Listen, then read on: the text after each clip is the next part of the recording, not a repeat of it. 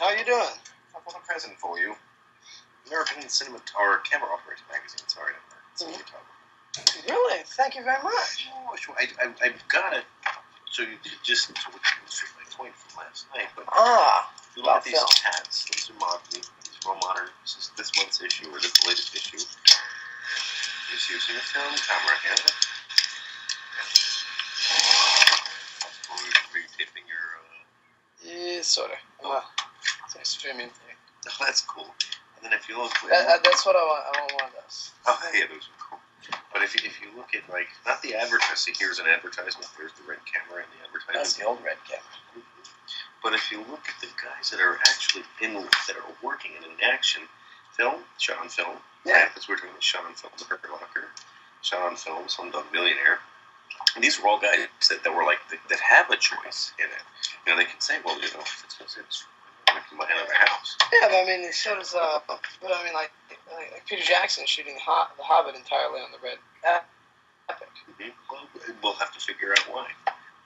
Motion picture film camera. These are all like very recent films. Let's see. I'm just trying to get you to think a little bit, like where they're what they're using in here at Social Network. That was in red. My question is because you said last night that it was dated if you use a digital camera, but don't the film stocks date a film anyways? Well, like I was saying about that 1936 film shot on, it was black and white. They still use black and white. Yeah. But everything from but I said everything from the 80s. Mm-hmm. Looks like it's the 1980s. Well, they played really good until they were totally scratched. Yeah. You didn't hear it because of dust and dirt, or every time you put a needle on a record, it wore those grooves out just a little bit every time, and that's the only negative side to a record. Otherwise, when they're fresh, they're gorgeous. Yeah, but don't you think that it's at some point it's going to be relegated to real? People are like, okay, this has to look, absolutely as excellent as it can, and because it seems like. I'm not going to say it's impossible. I think it's possible. I just think that it's going to get pretty, relatively quickly. Next 15 years, it's going to get to the point where film is only, 10% better, or even if it's 50% better, as far as like you're saying, like color depth and everything. But I think it's going to become more expensive. I think that's probably inevitable because. Like I said, the whole principle behind the red, and they'll drive the rest of the market, is that it's a modular system. Well, there's also another camera coming out that's supposed to... From Ari? What's that? From Ari?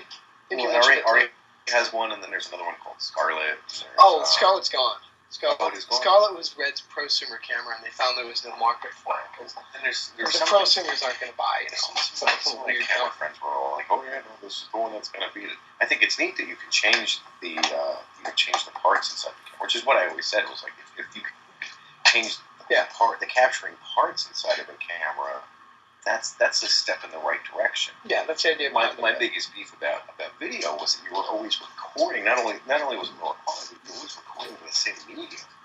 Where film, the camera was the device to just control light. And the medium was the film choice that you picked. So you can have everything from fast, grainy film to really slow, fluid, silky, beautiful film. And that's the same with digital photography. I mean, with digital photography and analog photography, the choices of colors, the choices of tones and processes and things, it's indeed slower. Like you could take a digital like that and then put it in Photoshop. But when you look at something like the difference between anything that like say we'll go in black and white, which is a simple, simpler technology.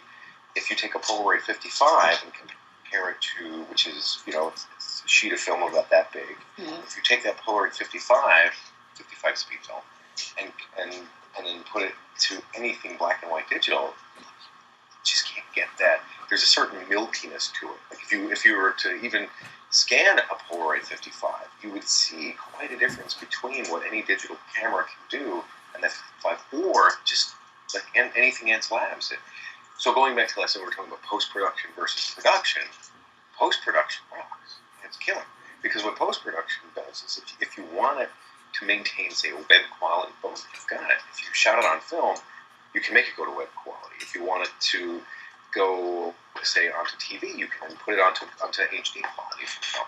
But if you want to go the other way around, like, say, you want to go from say... the compression thing. Yeah. So is the issue in the 32:1 compression, like in the red, is that what you think the issue is? Well, a lot of it is. It has to do with compression and then also how much information. So the thing about the analog world is that there's infinite information, whereas in the digital world, it's finite, meaning that there's only so much information you could fit.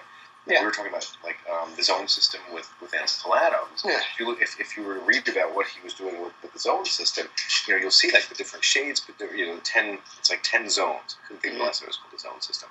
But there's 10 zones, and if you look at those 10, if you compare the 10 zones to what digital has, there aren't 10 zones. I believe there's like 4. So that means that everything from complete black to complete white is limited, like really limited. Say about if it was 4, then you figure 60% of it is you're missing 60% of what we used to have. Now, my beef with digital is, it's like, my grandmother used to say this thing. It's kind of rude, but she would say, "Shit, or get off the pot," which means that do it or don't do it. Yeah, and that's the thing that's always got me about digital is I graduated college in '97.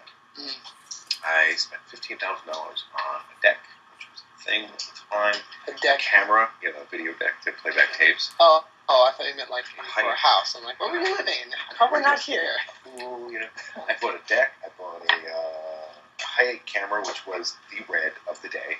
Okay, or the 24p, like I was talking yesterday. Yeah, I remember those things. But it was, it was the like you could do no better. Hard drives, biggest one you could buy was an 18 gig hard drive at the time. I'm dating myself. And then as soon as I got my system up and running, DV came out and just like flattened the high-8 system completely. And there I was with $15,000 of debt. So now I'm sitting there going, well, now I can buy this so that I can be in the racket or be a part of the game. So students come in and ask me, well, should I buy it? I'm like, rent it. Whatever it is, rent it. Don't buy it. Why? Oh, I should own it so I could.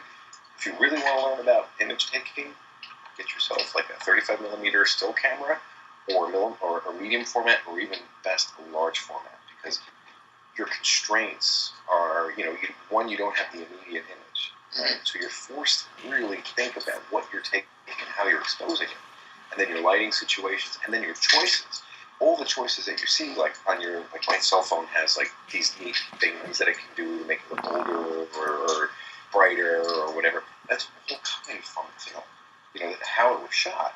So when people are sitting there going through their Photoshop or their computers and they're manipulating the photos to look like something else, it's like they are drawing on that reference.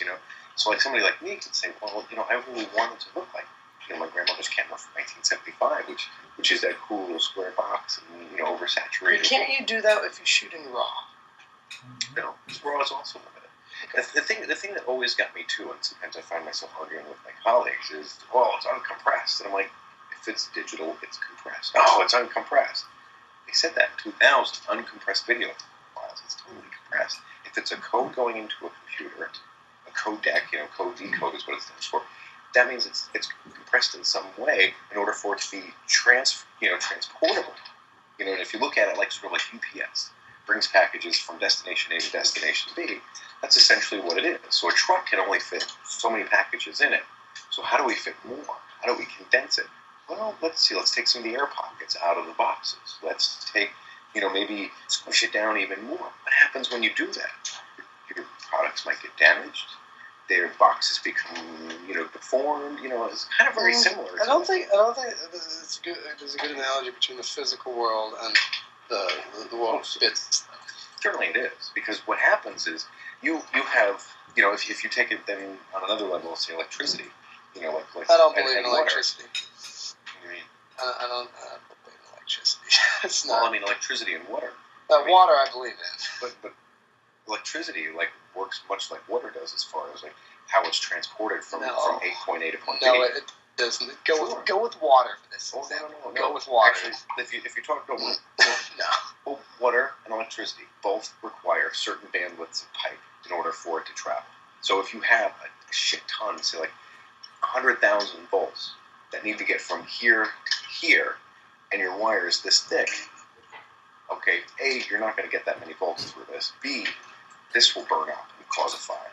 And the same thing with water. So if you need to have 100,000 gallons of water to travel from point A to point B, and you have a pipe that's that thick, it could burst or take forever for it to travel through that pipe. So a lot of, actually, electricians, if you know any electricians, they use water a lot as a reference guide for like how electricity flows. Yeah.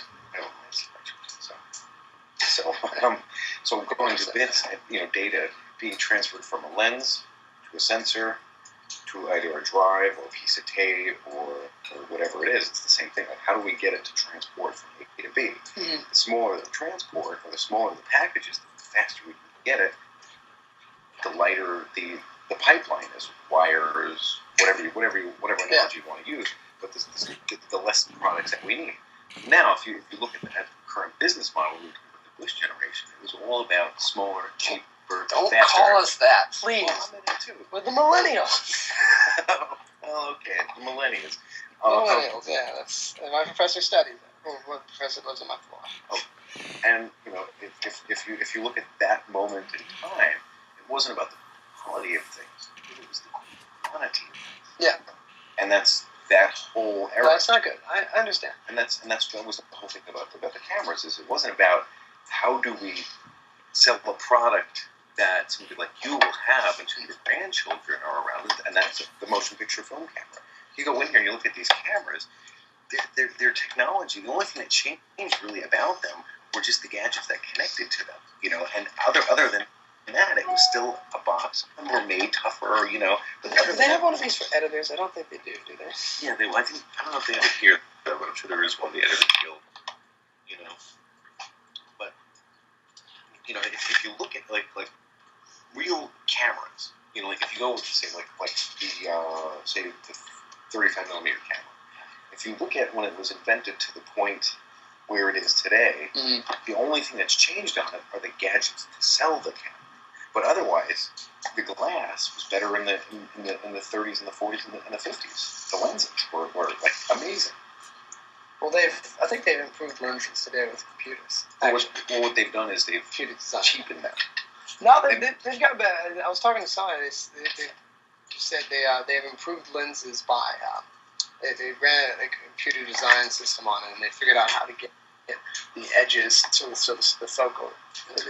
The deal with sweet spots bigger. The deal with lenses was the beauty behind them was that they were handmade. The ugly about them is that if they're handmade, then no two are exactly alike. Mm-hmm. Okay, so if you have one that's really, really, really great, how do you know that? Well, it's experience, time, and all that stuff. If you have one that's really, really great, it's impeccable. And then everything that technology has been doing is trying to reproduce that greatness and cheaper, so that they can sell it for the high prices and also put more money in their pockets.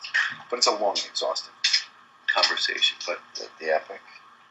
But yeah, I just wanted to give this to you so you can read a little bit about it. Thank you very much. I appreciate you coming in. I should probably get back to editing because I've got a sensor. That's a sensor. It's a sensor. Yeah, I just think it will become. You're probably right. It probably will be better quality for a long time to come, but I don't think it's going to be cheaper forever. Well, it's the long run. Like, you got to think about things like you have the here and now. So if you have here and now, and you're going to go to the web right away. Definitely. Yeah, you're better off doing. You've acknowledged that my generation likes to do things fast and cheap. Well, you have been sold that bill of goods. You know what I'm saying? Yeah. It's like you have a whole generation of people that were very Catholic. Which was my grandmother's generation. Yeah, it was my parents. Okay. Well, actually, I guess my parents' generation. Yeah, my grandmother was then the generation after that. Like, I don't know. I like it, but not all of it. Yeah, I can't process it a little bit. Little scary things, but thank you for coming in. Yeah. So I'll see you on my way out.